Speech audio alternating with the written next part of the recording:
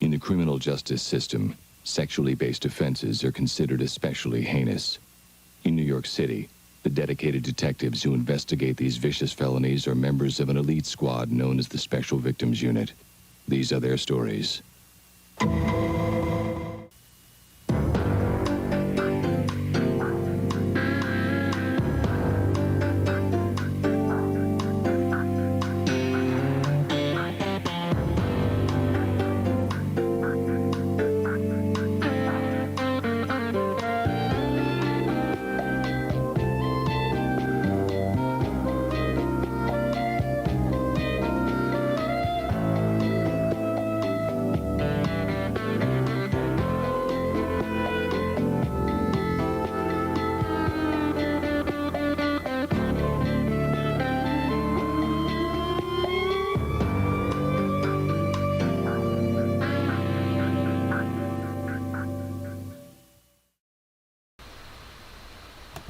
What's good, everybody? Y'all know who it is. Welcome back to the Grandmaster Troll Show, and we got another hot one. We got another crime we gotta dissect and talk about. I was watching Peso, man, before I went to work, and I couldn't believe what I was seeing on the screen, and I couldn't believe what I was hearing, because we got another Negro in this space who was involved in another crime in which a woman was sexually violated. So we gotta talk about it today.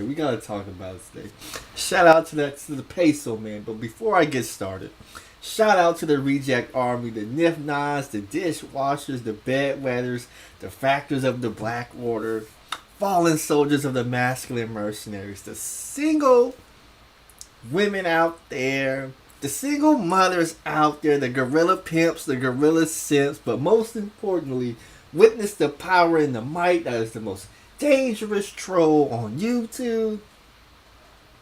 With that said, we're going to get right back in today, because we got to talk about the crime that this young man committed.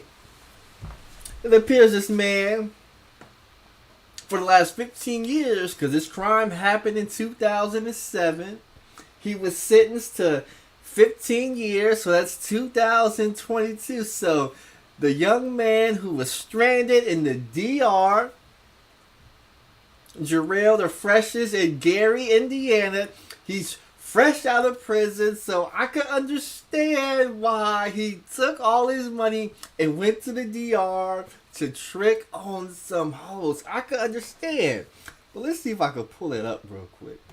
Let's see if I can show you what this Negro did. Because what this Negro did is probably it is the most heinous crime ever committed. Because you can make the weak argument, that when these other dudes were violating, whipping women, pimping out women, dealing with underage women, they made the excuse that the women that they were abusing, that they were committing these crimes against, were willing participants. But ladies and gentlemen, they did it the ski mask ways. They banging on doors, kicking down doors, got masks, gloves, guns, and running up in people's houses and robbing and graping them. That's right, robbing and graping them. Let's see if we can pull up the info real quick here.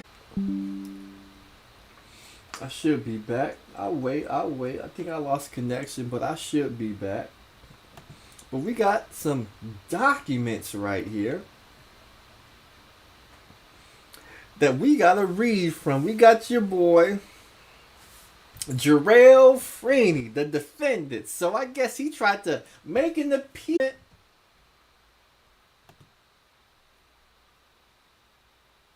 I made a mistake. I made a bad judgment.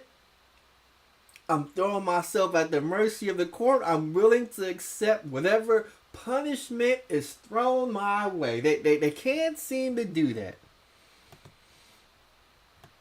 But let's go ahead and read this right here. So this is the paperwork. We're making an appeal, and this is what the appeal paper says.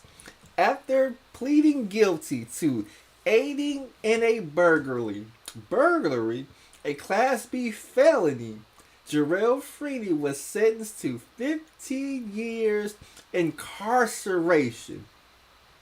On appeal, Freeney challenges the appropriateness of his sentence. We affirm the facts underlying Freeney's convictions follow. On April 5th, 2007, back in 2007, I was graduating high school, getting ready to go to college. Your boy Freeney is out here robbing and getting women great. But it says Freeney, who was at the young age of 18 years old at the time, him and a fellow, another Negro named Lorenzo Green, drove to a home in Portage, Indiana. Green, which is Freeney's, Jarrell's co-defendant, says Green approached the home, knocked on the door, and then pushed his way in when a woman answered the door. Green pointed a gun at the woman, wrapped her hands in duct tape, and then raped her. That's right, Cassandra Brown. That's right, Queen of the South. This is what this Negro did. He came in. Let's see if I can find it. He came in just like this. I know how these Negroes do. I know how they think. They gotta conceal their identity. So we going in the ski mask way right here. We going in the ski mask way. We gotta conceal our identity because we don't want nobody to recognize us. So we gotta put on our grimy ski mask on just like this. We gotta put on our ski mask. We gotta cover up. And then we gotta go in with a gun. We gotta knock on the door when nobody's looking, when there's no man in the house. Woman come up and open the door. We gonna push our way in with a gun. This is what these Negroes do. They getting it the ski mask way. You gotta watch out for these Negroes. All you single women out there, when your doorbell rings, somebody knock on your door, you gonna see a Negro. He might not even have a mask on. You open up your door. Next thing you know, he pulled out a gun. He forced his way in. Now your world is about to change because he's going to terrorize you and violate you and rob you and do the unthinkable to you.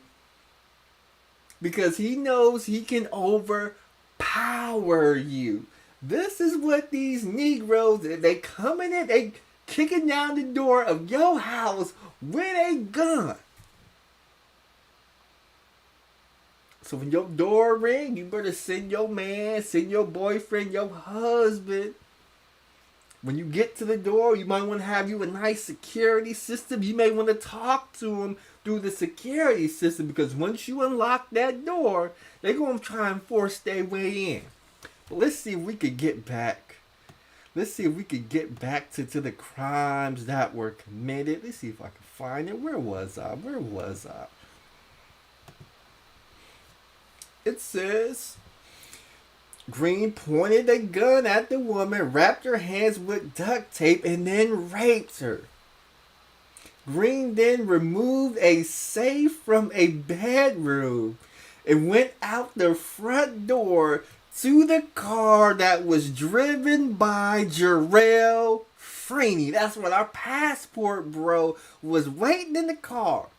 For his part in the commission of the crime, Freeney stayed in the car outside the residence as a lookout for 45 minutes while Green was inside the house, robbing and raping that woman, and then drove away from the scene after Green returned to the car with the safe. So we gotta go ahead and stop. We gotta break down the criminal mind of these young black males who are out here getting it the ski mask way. We're gonna talk about these Negroes out here who are getting it the ski mask way. See what these Negroes do. They are staking out your house. They are devising up a plan. They're going to park in front of your house. Maybe park a couple of houses down. Maybe around the corner. And while Negroes is running up in your house, somebody's outside taking lookout. You know, if the husband come home, if the police show up, if a neighbor happen to walk on the door, it's the lookout's job to call the people that's inside that's doing the robbing and the raping so they could escape through the back door, so they could have an exit strategy as they violate you. And your boy Jarrell Freedy, he's gonna claim to the court that he didn't rob nobody, he didn't rape nobody, he didn't have a gun on him, he was just outside playing lookout. He had no idea that his co-defendant was going to go in the house and rob and grape somebody. And we are very lucky. Oh, we got to talk about how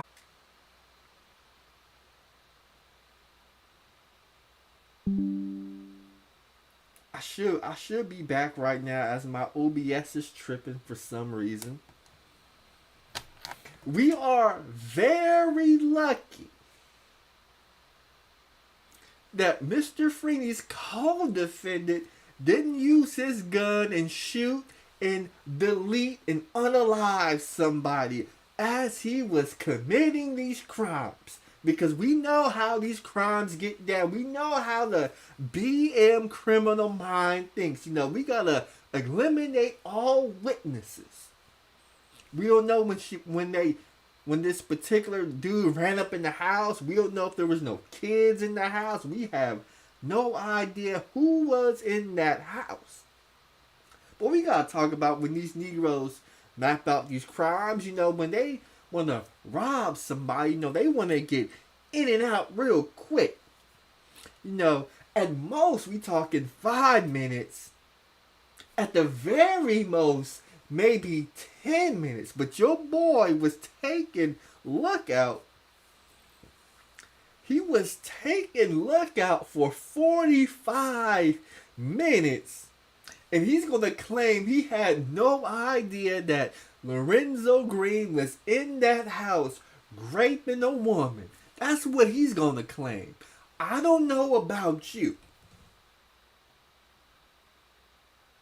But if you taking lookout and your homeboy is running up in somebody's house robbing and raping somebody, what do you think is an appropriate sentence for the lookout person?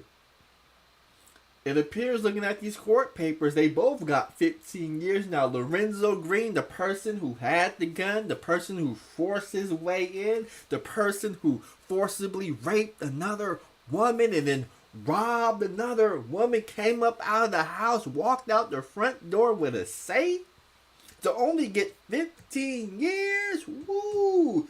You better pray to God that you only got 15 years, because that should at least be 25 to life. We talking armed robbery and forcible rape with a weapon, and all he got was 15 years?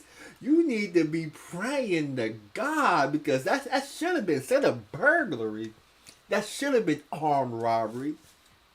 That should have been using a deadly weapon to commit a crime, and we talk about forcibly rape. I mean, we should have got football, and we should at least been talking 25 to life for that boy Lorenzo Green. We should at least been talking 25 to life. And if you're taking lookout and driving the getaway car,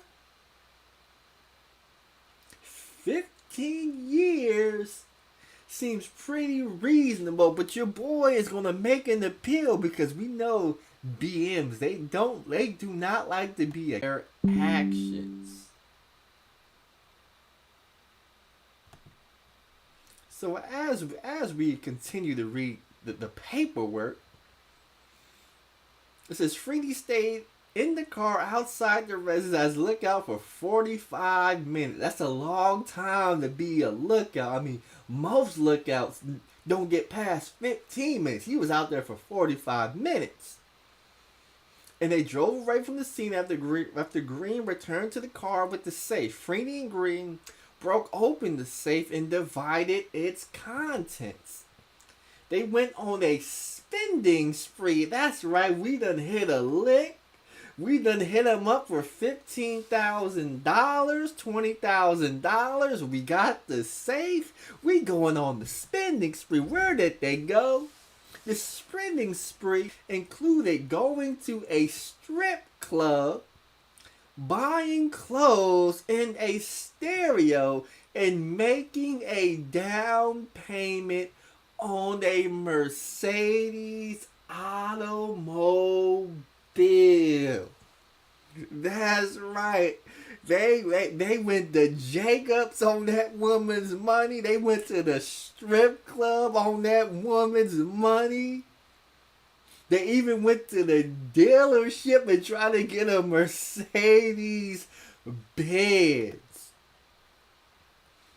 So this happened on April 5th. Was the day of the crime. On April 9th. That's right. All it took the state was 4 days. On April 9, 2007, the state charged Freeney with aiding in a burglary and aiding in criminal confinement, both Class B felonies. On June 2nd, 2008, Freeney pleaded guilty to aiding in a burglary as a Class B felony. The state agreed to dismiss the other charges and to leave sentencing open to trial court discretion at a sentence hearing on June 30th, 2008. So these Negroes got caught pretty quickly and were charged and sentenced. A year later, the trial court accepted Freeney's guilty plea and thereafter sentenced him to 15 years incarceration.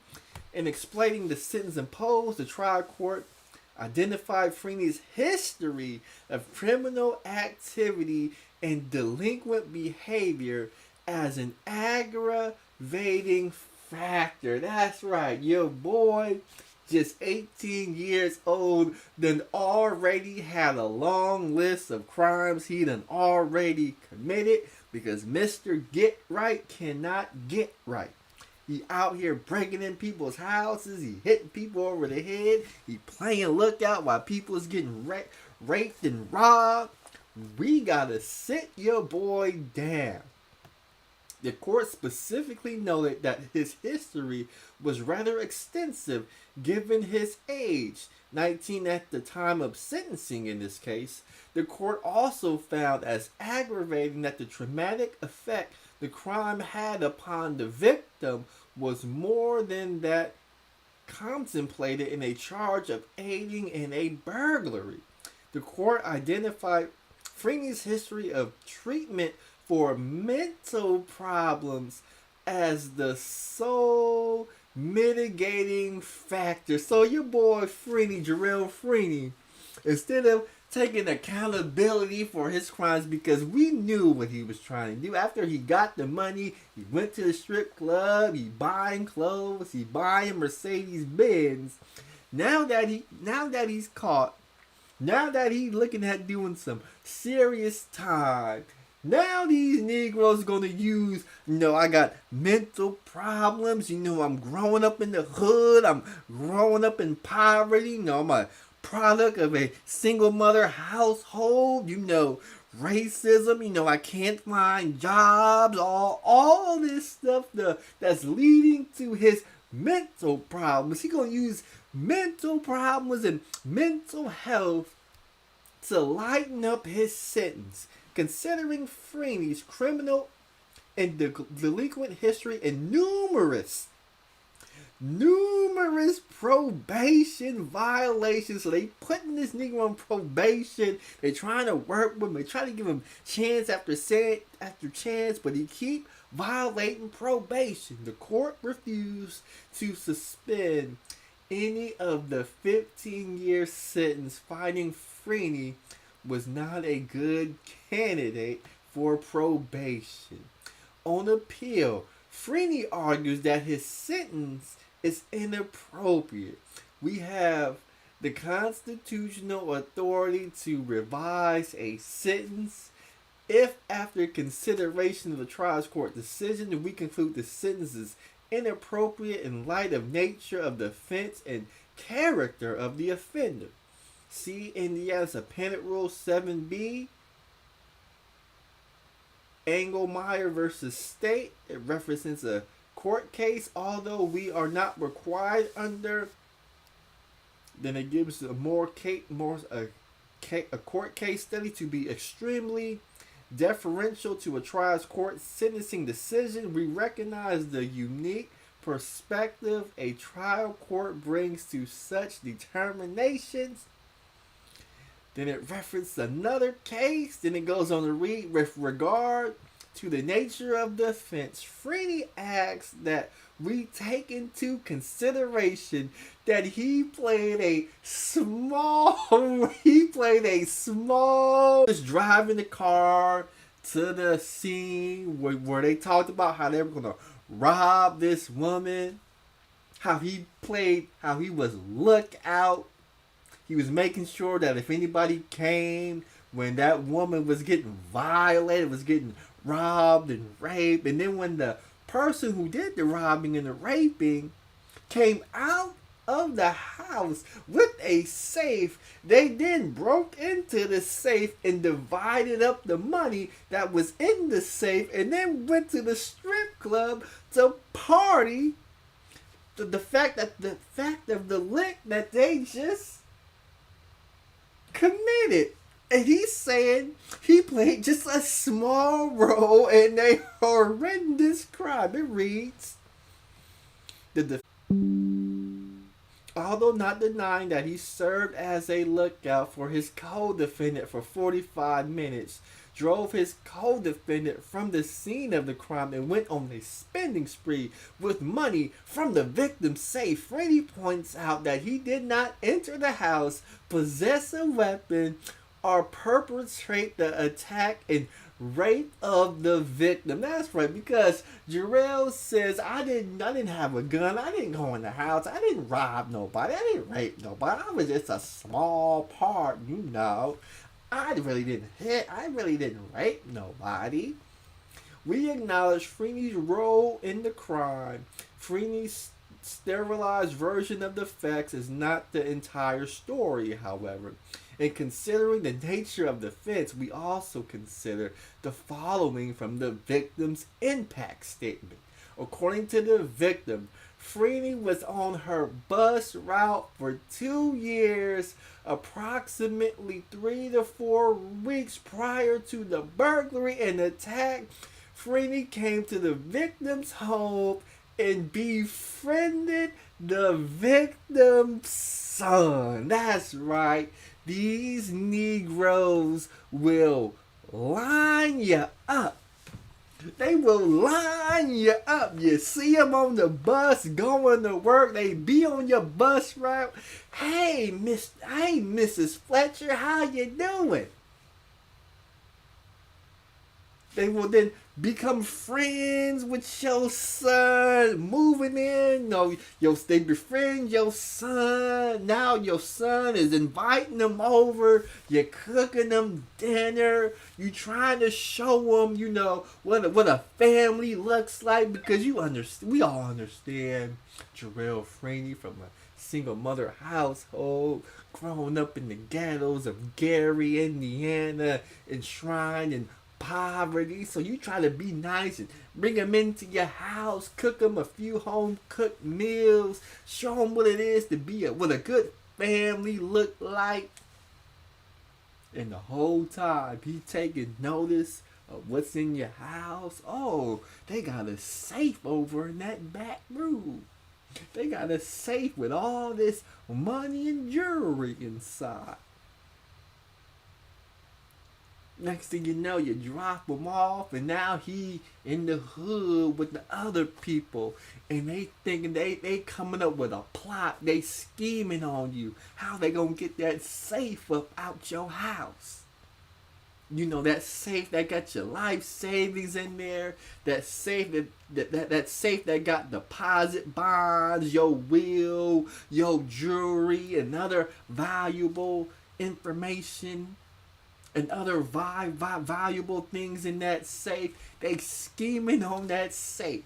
They scheming, how are we gonna get that safe? And as they befriending your son, they are learning when you go to work, when your husband go to work, when nobody gonna be in the house, when just females just gonna be in the house. Oh yeah. Now he over in the projects while he's scheming with Alonzo Green. He probably came over and played Xbox. Now he's scheming. He gonna talk about how Miss Fletcher got a nice set of titties. How Miss Fletcher got a nice ass. Talk about, man, Mr. Fletcher just don't know what I would do to his wife. Ooh, I'm gonna try and see if I can get that pussy from his wife. Then on that fateful day, April 5th, 2007, Alonzo Green come up to your door, knock on that door, because he know the husband ain't in that house, the son ain't in that house. It's the woman all by herself, and he already side. Oh yeah. Now he in the house. He talking about where the safe at. Don't scream, don't make no noise. If not, I'm gonna blow your head off with this gun that's in his hand. This is what these criminals be doing. This is what they don't want you to know. They trying to get off on that I got mental issues excuse. They ain't got mental issues. They know exactly what they are doing. They calculated every step of the crime. Oh yeah. So Alonzo and the Green talking about where the safe at. That woman in there begging for her life. Don't kill me. I got a son. I got a daughter. I got a family. Then the next thing you know, Alonzo Green get the idea to see what that pussy do. Next thing you know, he raping the woman. We just said we was gonna rob. We was gonna be in and out real quick. We gonna be in and out real quick. What was supposed to be a 5 to 10 minute job turns into a 45-minute job, and your boy Jarrell is outside too long. What's taking this? We supposed to get the safe, get in, get out. What's taking them so long? So if you don't believe Jarrell knew that his homeboy was in that house raping that woman, because when he came out with the safe, man, what took you so long, man?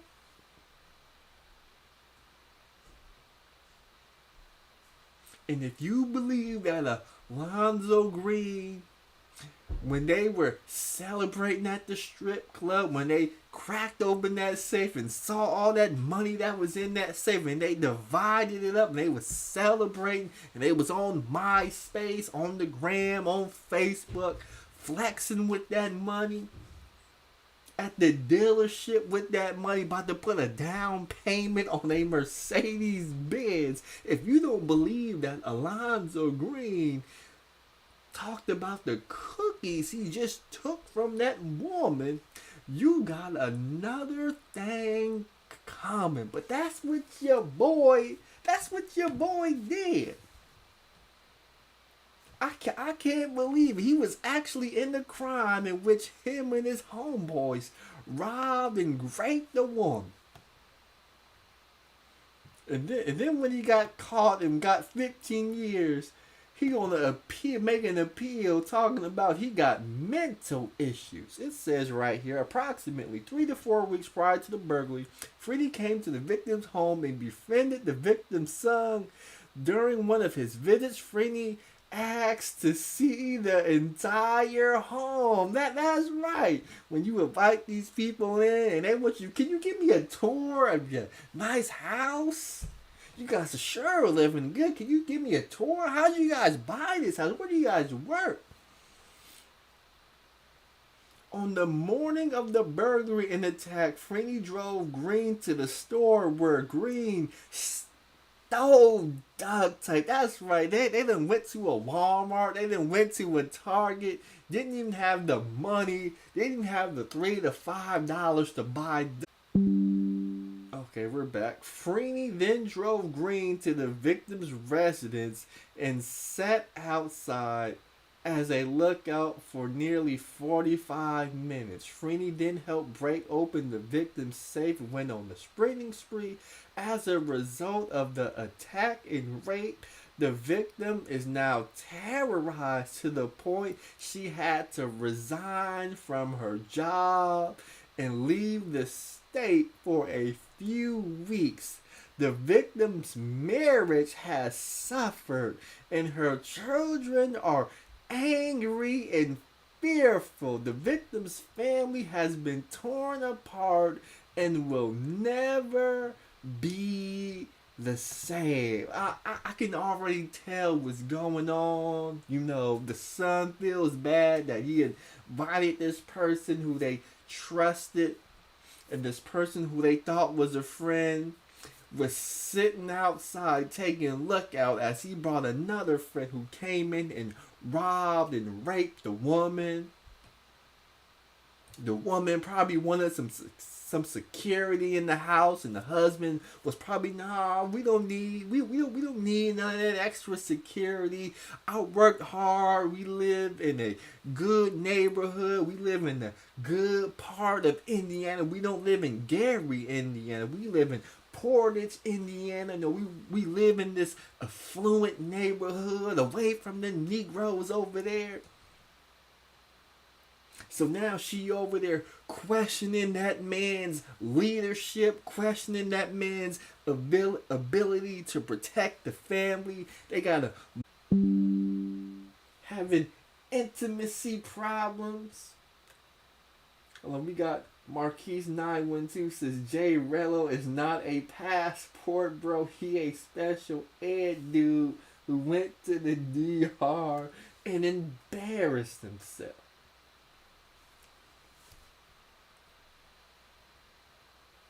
Whole family got torn apart. It says, with regard to his character, Freeney emphasizes his mental problems and this tendency to be a follower.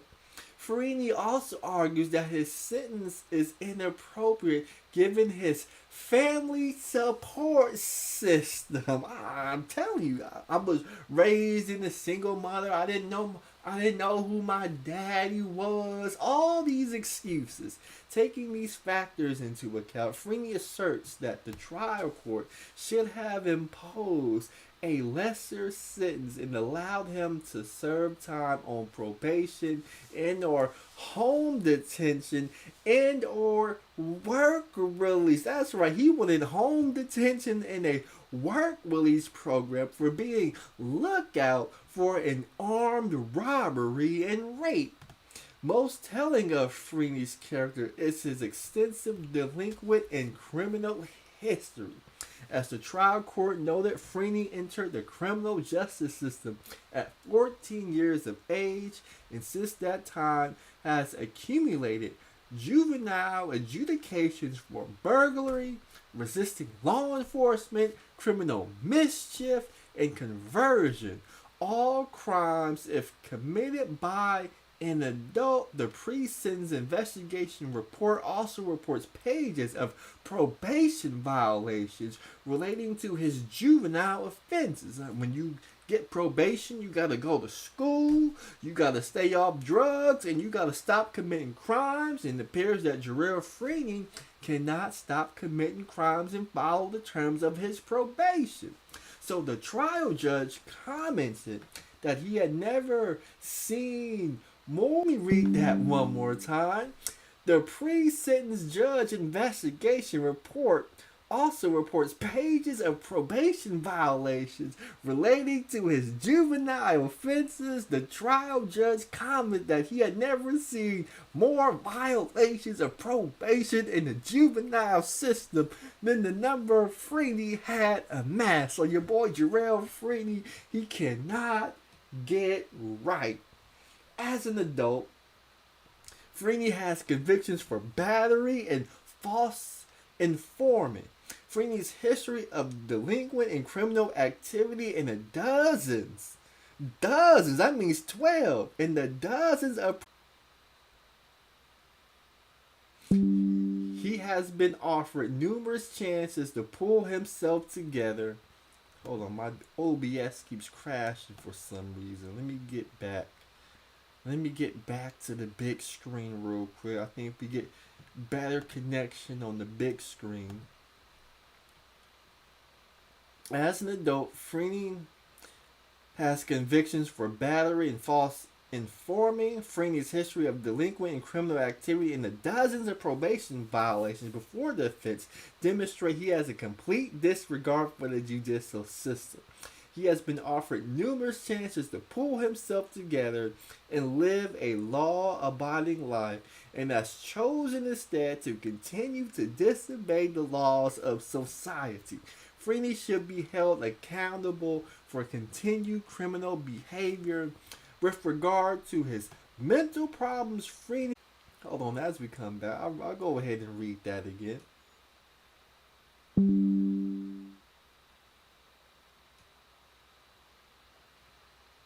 He has been offered numerous chances to pull himself together and live a law-abiding life, and has chosen instead to continue to disobey the laws of society. Freeney should be held accountable for continued criminal behavior. With regard to mental problems, Freeney acknowledged that the trial court found such to be mitigating circumstances. We note, however, that other than the testimony that Freeney suffers from ADHD and anger control issues, there was no evidence that these mental problems contributed to this crime. Without evidence that his mental problems were directly linked to his criminal behavior, Freeney's mental problems were deserving of no more mitigating weight than afforded by the trial court.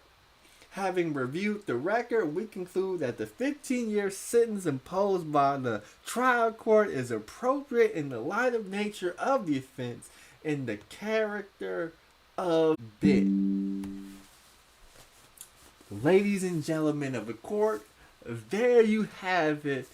The court case of your boy Jarrell Freeman. He served 15 years for aiding and burglary, which was really armed robbery, and also a rape of a woman. But I'm sure since he pleaded guilty, that means he probably turned and he snitched on his co-defendant when they got caught after they spent all that money. and they got caught and arrested by the police. He had no other choice but to plead guilty because he was very lucky to only get 15 years in prison. What I'm gonna I may drop the link, even though I'm having problems with OBS. I'll drop the link for now. See if anybody wants to come up and they could tell us what we think about the case. If not, I'm gonna shut this one down because OBS is giving me problems. But this is your boy, the Passport Bro, Jarrell Freeman, the freshest in Gary, Indiana. You can't be the freshest in Gary, Indiana if you spent your whole adult life in prison. So you can't be the freshest in Gary, Indiana. But he got out of prison. He spent 15 years. And now he went to the DR, he went to Sousa, he went to go buy some hoes because he ain't been able to get none for the past 15 years. So I can understand why he was over there. But we got somebody who came up. We got Marquise912. Tell us what's on your mind. First and foremost, this dude is not a he is not a passport, bro. He is not a passport, bro. So I have to ask you, what is a passport, bro? Passport, bro, is a brother that enjoys traveling frequently. You know what I'm saying? And he, you know what I'm saying? That's a passport, bro. It ain't just about sex. I travel all the time, but I don't go looking for sex. You know what I'm saying? Like whatever you want to do, like you want to go overseas and just relax and chill, or you want to play with the girls. It's all fine. But this dude is not a passport, bro. He a slow special ed dude that just went overseas for a little bit, and it's probably gonna be his last time. Now, you said a passport, bro, but somebody who travels overseas and has a good Frequently, time. It seems frequently. like he's over there frequently overseas in the DR. Nah, this dude just I don't know what it might be a lad. They probably gonna ban him from the country. He don't realize that they can ban you from the country like they did that white boy Kurt. And how would they ban him from the country? They just won't let you in. See, it ain't a lot of people think that certain countries you can just walk into, but it's called visa free. Like even when you don't think you need a visa, you technically do get a visa every time you go into the country. So the person, the immigration thing, they can deny your entrance. They don't need a reason to. They can just deny your entrance. Okay, it seems like to me his interest wasn't denied. He came on YouTube. He was living the passport lifestyle, and he had men funding his lifestyle over there in the DR because when he got stranded, dudes gave him money. And from what I hear, even before he got stranded, he was asking dudes for money, and dudes was paying him money to live abroad. So how I, how is he not a passport, bro? When he's a black man who either has a passport or has some way to travel to these countries. look, I don't have the answer to everything. I'm gonna be honest, but I am not allowing this man to besmirch the name of the passport bros. You know what I'm saying? I'm not gonna allow that to happen. And the Dominicans, I'm pretty sure when they see him next time, they gonna let him know. So Marquise doesn't want to claim him as a passport, which is real interesting because I was watching Jason Whitlock and he was talking about passport bros and he brought Al Greer on, and Al Greer specifically said he's not, what he does is not a passport bro.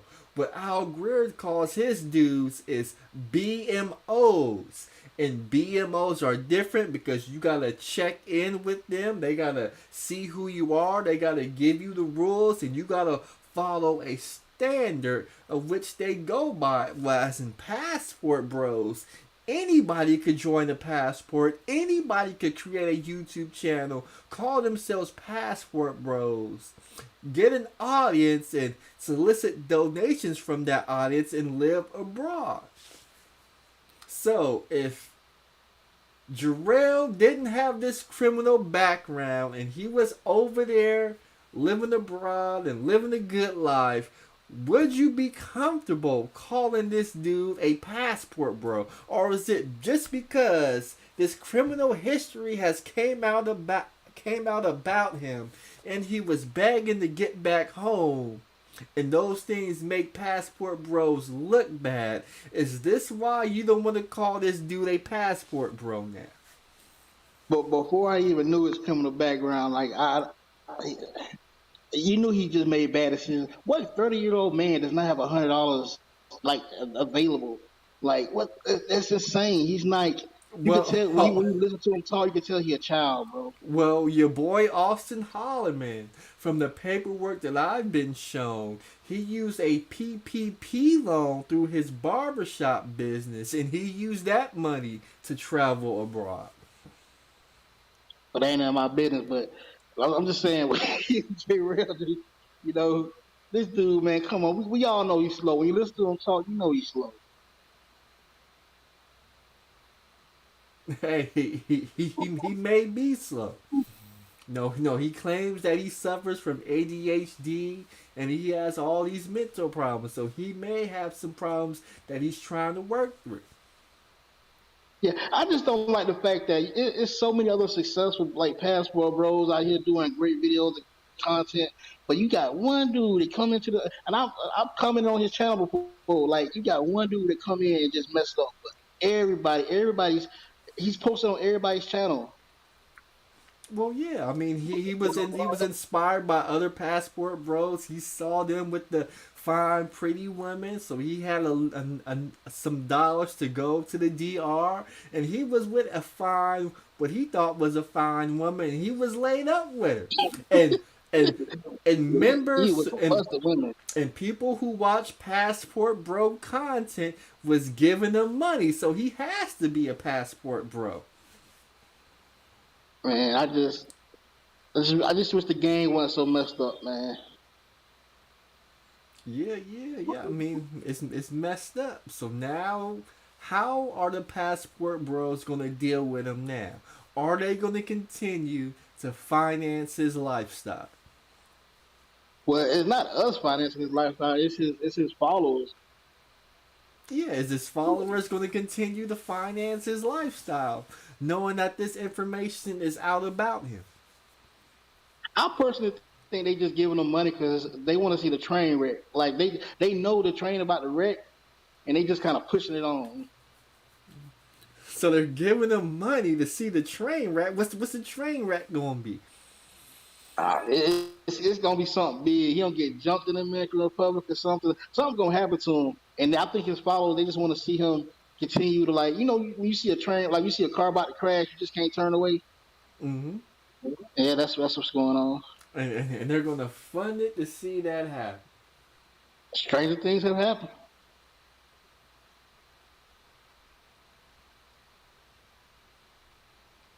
Okay, that's pretty interesting. Let me see if I can. So, do you have anything else about the crimes this dude committed? How he lined up that woman to get robbed and raped? I mean, what are your thoughts on that? Oh, that's despicable, bro. Like, but I'm not surprised when you look at him. He look like one of the most janky dudes as and you know what I'm saying. He looked like somebody do something. I don't like to talk bad about him because he's black. And I try to keep my black people up, but we can't keep everybody, man. We gotta throw some to the wolves there once in a while. So what is it about these people who are out here in the streets? They come from poverty. They claim to have a tough family system like your boy Jarrell, Why do they continue find themselves where they're committing crimes? Then they have to serve the sentence. But then when they get out of the prison where they can't get jobs and they can't get employment, they can find enough money to go to the DR and trick off on prostitutes. I mean, can you explain that thought process to me? That they don't have money, so they say they gotta commit crimes, but when they get out of jail, all of a sudden they have money to travel abroad and buy prostitutes. Well, man, I spent like 8 years as a police officer, man. So if I had to answer that, man, I'd probably still be doing that job. But a lot of times it's not even really poverty. It comes down to education, man. If a person's stupid, you really can't. It's only so much you can go off that. There's only so much you can ride that horse. Like if a person don't have an education or they're mentally slow, it's only so much you can do with that person. And it don't take much to get down to the DR. I mean, if we got a one way ticket, it don't take much to get there. And as you can see, it was coming back. That was a problem for him.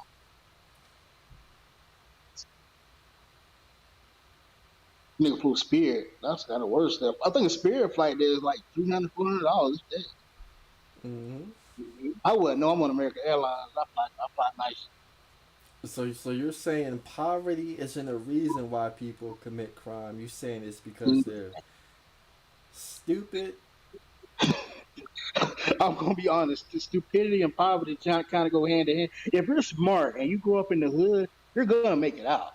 You know what I'm saying? You're gonna go to college. You're gonna get a scholarship. Something's gonna happen for you. But if you're stupid and you come from and you're in poverty, you're probably gonna stay there.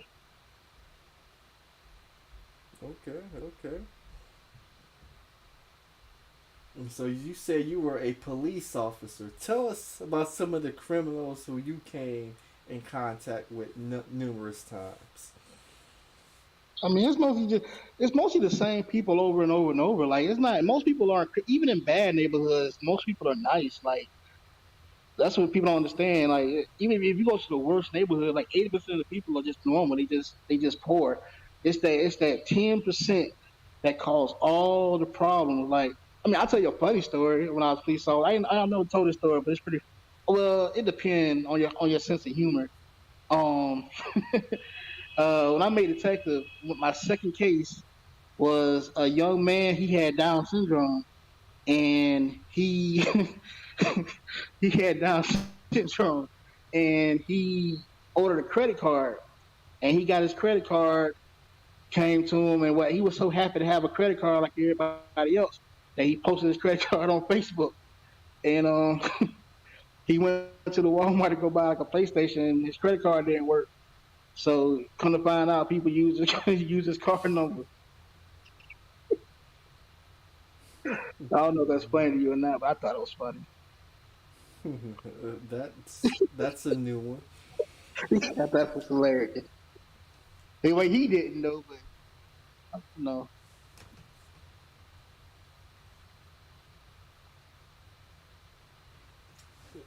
So we got people in the chat. They're kind of perturbed that you're a former police officer and you're a passport brother. And the thing about passport brothers is that they engage in sex tourism. So they're trying to figure out, how does a former police officer okay with people engaging in sex tourism? I mean, I don't engage in sex tourism. I'm married, so that's not gonna really work.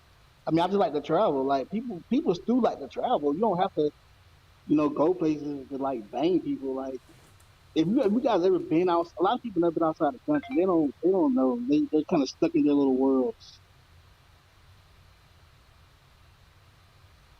Okay, okay.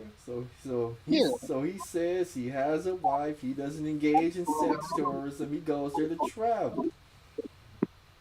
See that, and that's what I thought the passport bro movement was about. I thought it was about brothers, going to different countries, traveling, learning the culture. But all the passport bros who are putting out content, they focus in on the women. But that's what people look at. Like if I posted girls stuff on my channel would have my channel would have been blew up. But that's not what I travel for. So I don't have that content. There's a lot of people out there that make content that's not about women, but people don't click on it. It's the booties that get all the clicks, man. Like whenever a dude posts the booty up there, that's who they click on. They don't click on the dudes that like to go to chill on the beach or go to spas or just like look at museums and shit like that. Cause I'm getting old, man. So I enjoy little small things in life. Okay, okay. Well, Yeah, man, that's all it is. People they click on the booty, man, and there's nothing wrong with that. If you're a young man and you want to get out there and have your fun with these chicks, 'cause trust me, I talk to these girls all the time. These girls are not stupid. They know exactly what's going on, and a lot of times people say black men have a bad reputation. We really don't. We like today, I got served before a lot of other people everywhere I went because the people, because black men are seen as they're more sympathetic to poor people. Like these Europeans treat people like dirt, man. Like people at the restaurants, the poor people on the streets. Them European dudes, they treat them like garbage. But a black dude, they kind of more empathetic to people. So that's why we get treated better overseas. okay, okay. Well, is there any other parting words you want to leave us with? Oh, well, yeah. Just this dude, man, he ain't no real passport, bro. And hopefully he gonna learn his lesson. Either they gonna either get him in DR or they gonna ban him from the country because they can ban you from the country. Like I said, ask Kurt Cash. Like they don't need a reason to not let you in, especially if you coming in visa free. So my word is, man, yeah, especially respect these other people's cultures, man. Wherever we go somewhere, don't talk down about people. Like he talked bad about Dominican Republic in a poor area. He's from Gary, Indiana. I've been to Gary, man. They call it Scary Gary. You know what I'm saying? Like it's not a nice place, you know. But yeah, that's all I want to say, man. Just as long as you respect the people and respect cultures, you'll be fine if you decide to travel. Well, Marquise, thanks for the kind words. It was good having you on. All right, brother, take it easy. All right.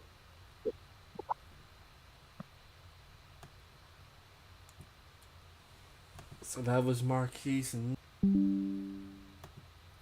you go. There you go. The OBS tripping again. As soon as I get up off of StreamYard. So I guess I'll leave it on here. See, I'll wait about another minute, see if anybody else wants to come up. I'll read some of the comments to see. Sugar Bum did not like Marquise.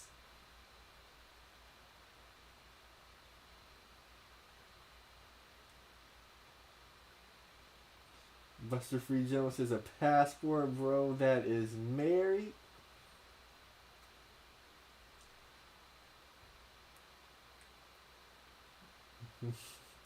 Queen of the South says Marquise said he ain't a sex tourist, as any respectable former police officer would say.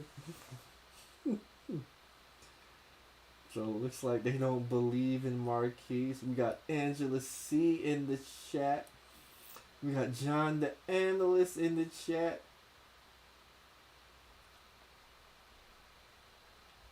But this is crazy right here. Another Negro with an extensive criminal record. Let's see what else can we pull up real quick. So when I googled him, there.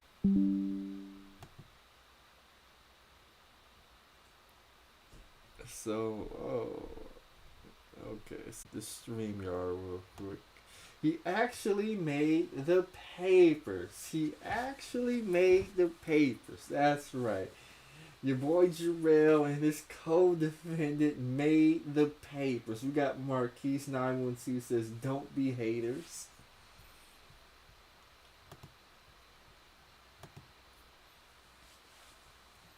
He made the papers for his crimes, but this is crazy because we got another Negro claims to be a passport brother, but has a crime of a sexual nature against a woman. And one of the narrators about these passport bros is that they're sexual deviants. You know, they're out here. You know, Austin Hollerman, you know, he saw adult rated material of Brazilian women when he was younger, and he got hooked on Brazilian women. We had other dudes, you know, they be out here pimping women. They got a couple of underage women pregnant. A couple of them are, you know, got porn channels in their name, so they appear that these dudes are sexual deviants. And now we have another dude who was a lookout of a crime in which a woman was being robbed and raped, and the question is going to ask, if these two committed that crime, what other crimes did they possibly commit that they didn't get caught or they got away with? But with that said, I'm not going to be up all night like last night. Looks like nobody else came up, so I'm going to go ahead and shut this down, especially since my OBS is tripping. Thanks to all the people that watch. It is your boy GMT. I am out. Peace.